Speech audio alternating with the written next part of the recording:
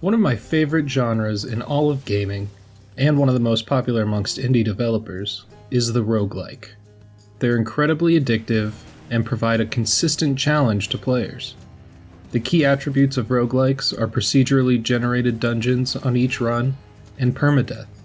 So each time you play the game, you are tasked to play through the entire thing from start to finish, and if you die, you are sent all the way back to the beginning.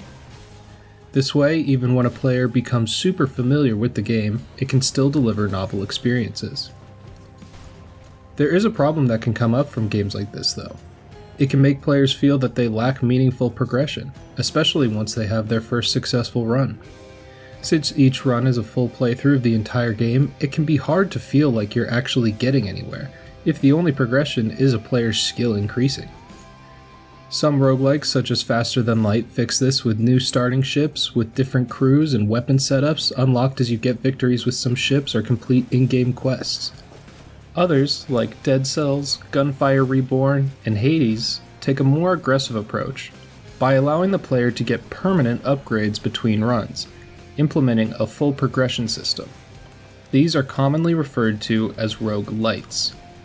They create a meaningful sense of progression between runs, so players can actually feel like they're getting somewhere even if they're not actually winning each run.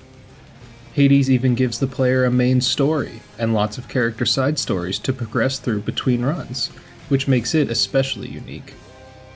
But in creating these meta-progression paths, roguelites create their own slew of problems. They can make early runs feel more like farming for upgrades instead of an honest attempt at the game. The difficulty is also on a super strange curve compared to almost every other game on the market. This isn't a new concept, but inspired by one of my favorite YouTubers' older videos, GameMaker's Toolkit's video on roguelikes and progression, which will be linked in the description below. To summarize the issue of difficulty, we have this incredibly professionally drawn graph.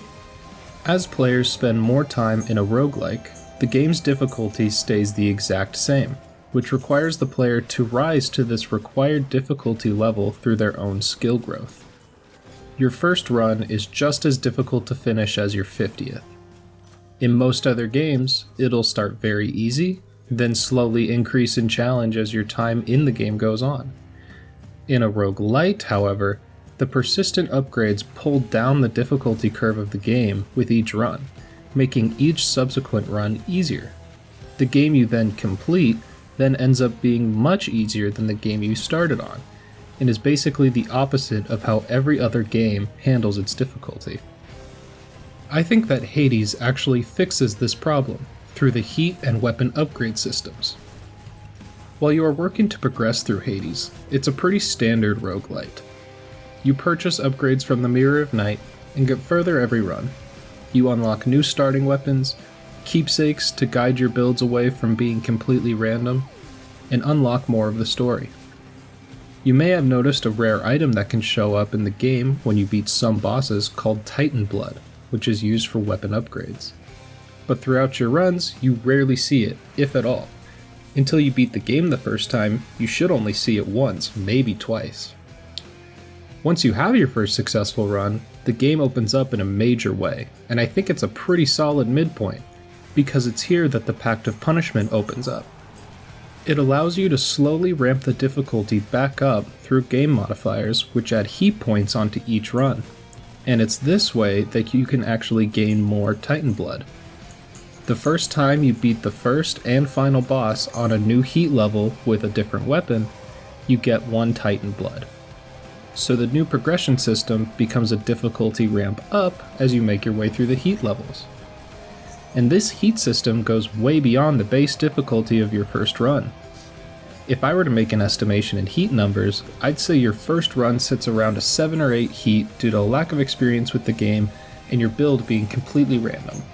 But you won't stop getting upgrade materials until you beat 20 heat, and the max heat goes up to 63 with all the options on.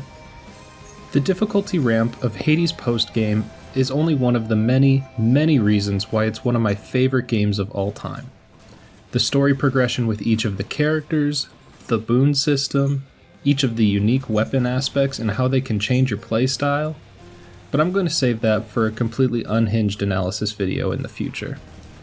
Let it be enough to say for now that Hades 2 is my most anticipated release for this year, and I'll be sure to have a lot to say about it.